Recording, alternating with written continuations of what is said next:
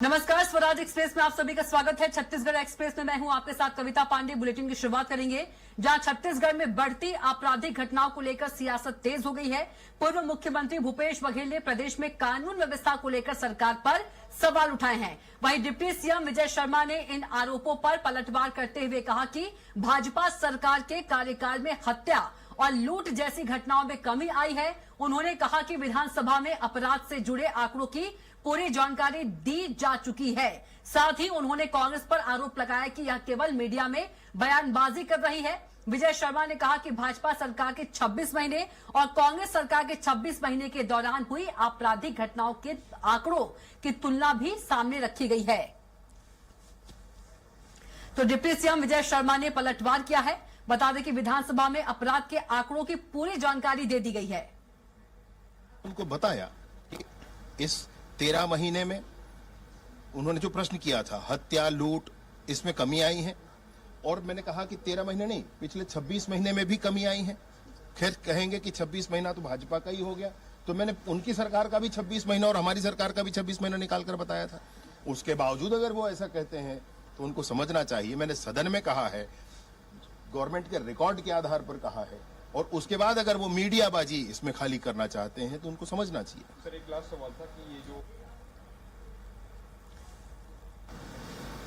कानून व्यवस्था की स्थिति बेहद खराब, और खासकर होली के दिन चाकूबाजी में लोगों की मौतें हो रही है, घर में घुस के मार रहे हैं, पुलिस वाले वर्दी फाड़ रहे हैं।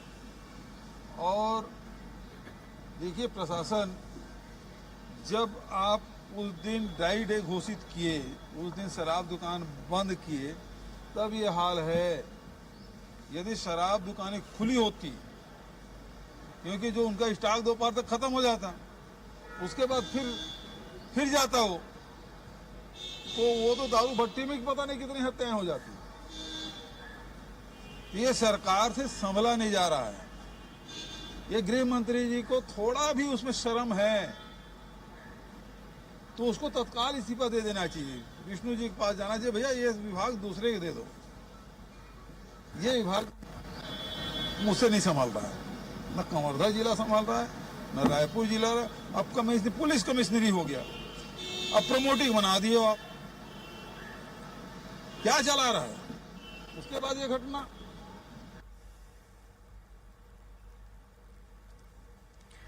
और हमारे साथ चर्चा के लिए मौजूद हैं ब्रिजेश पांडे जी, जो कि बीजेपी प्रवक्ता हैं, और अमित श्रीवास्तव जी, कांग्रेस प्रवक्ता है। आप दोनों का बहुत स्वागत है, ब्रिजेश जी और Amit ji. Thank you Kavita ji, thank you. नमस्कार जी नमस्कार। बिल्कुल, सबसे पहले अमित जी के पास चलेंगे। Amit ji, deputy CM deputy CM Vijay Sharma ji ने पलटवार किया है कि विधानसभा में तो आंकड़े पेश कर दिए हैं, सिर्फ बयानबाजी कर रहे हैं भूपेश बघेल। बेटा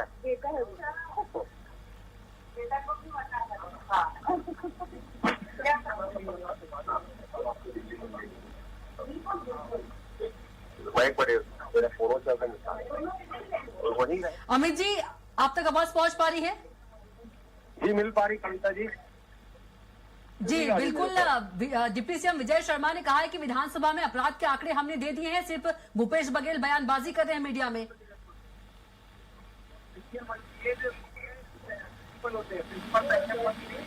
जी मुझसे पूछ रहे हैं? जी अमित जी, आपसे।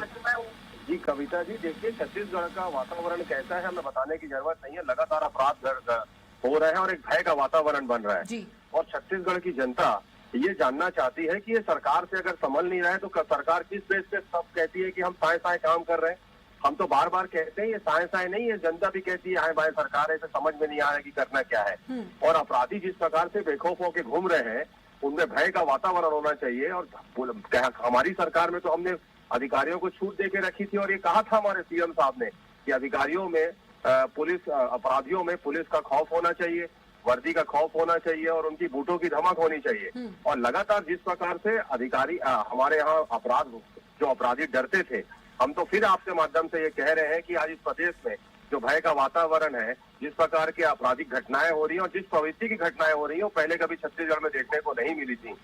ये कोई राजनीति का विषय नहीं है। ये अगर यहाँ अपराध घटित हो रहे हैं, व्यापारी अगर ढंग से अपना व्यापार नहीं कर पा रहे हैं, लोग अपने आप को सुरक्षित महसूस नहीं कर रहे हैं, तो ये सरकार की जिम्मेदारी और जवाबदारी है तो उनमें ये विश्वास जगाए कि छत्तीसगढ़ में सरकार है। और अगर ये लगातार जो घटनाएं हो रही है उसे रोकने का प्रयास करना चाहिए। ना कि बयानबाजी, जितना ये बयानबाजी देने में त्वरित कार्रवाई करते हैं, अगर अपराधियों पे करेंगे तो निश्चित तौर पे उसमें लगाम लगेगी। बिल्कुल। ब्रिजेश पांडे जी, क्या कुछ कहेंगे आप? कांग्रेस विपक्ष में है, उनके पास कोई काम नहीं है, कोई मुद्दा नहीं है, तो भूपेश बघेल जी कोई न कोई मुद्दा उठाने के प्रयास करते हैं जो कि आगे चल नहीं पाता, टिक नहीं पाता।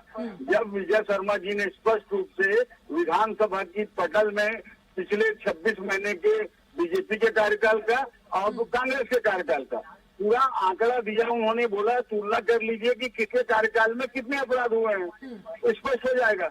दूसरी बात, जो सरकार शराबबंदी की बात करती थी वो शराब के बारे में बात कर रही है, शर्म आना चाहिए। मैं तो कहता हूँ भूपेश बघेल जी को, आपने तो शराबबंदी की कसम खाई थी गंगा जल हाथ में लेकर, क्यों नहीं बंद कर दिया शराब? यदि शराबबंदी से शराब दुकान खुलने और नहीं खुलने से इतनी तकलीफ है तो, और होली के दिन तो शराब की दुकान बंद थी, फिर तो उनको बोलना बनता नहीं। रहा सवाल कानून व्यवस्था का, तो पुलिस अपना कार्य बहुत सही तरीके से कर रही है, अपराध हो रहा है, अपराधी गिरफ्तार हो रहे हैं, पुलिस का भय है गुंडों में, अपराधियों में, और निश्चित तौर पर कमिश्नरेट बना है रायपुर, तो उसका परिणाम दिखेगा। अभी तो शुरू हुआ 1.5 महीना हुआ है, निश्चित कितने अपराधी पकड़े गए देखिए नशा के संबंध में।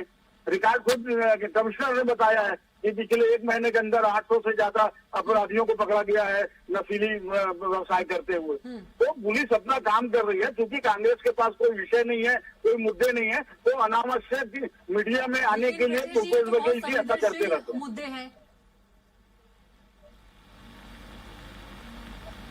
ब्रिजेश जी। जी बिल्कुल, आप सुन पा रहे हैं मुझे? जी जी, आवाज आ रही है। जी जी, आपने कहा कि कांग्रेस के पास कोई मुद्दे नहीं, लेकिन बहुत संवेदनशील मुद्दे हैं ये तो, अपराध की यदि हम बात करें।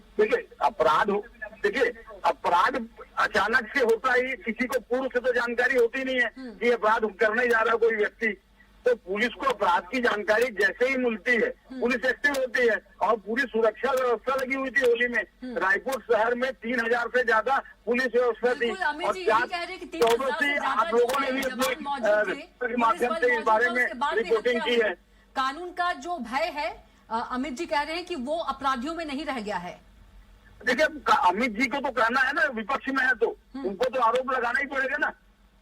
वो सच बात तो थोड़ी स्वीकार करेंगे, और वो ये कभी नहीं कहेंगे कि कानून व्यवस्था बहुत अच्छी है, कभी कहेंगे क्या? वो तो आरोप लगाएंगे ही, उनका काम ही है।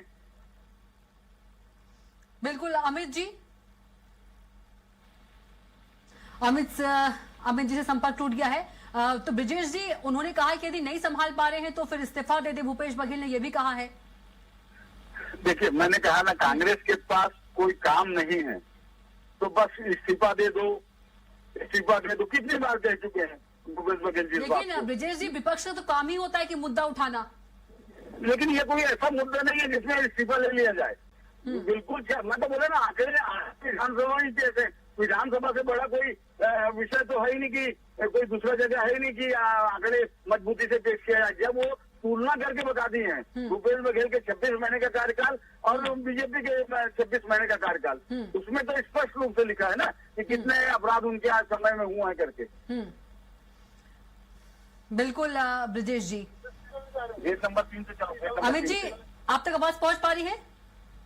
बिल्कुल ब्रिजेश जी, आपका भी बहुत धन्यवाद हमारे साथ जुड़ने के लिए, और अमित श्रीवास्तव जी, आपका भी बहुत धन्यवाद हमारे साथ जुड़ने के लिए।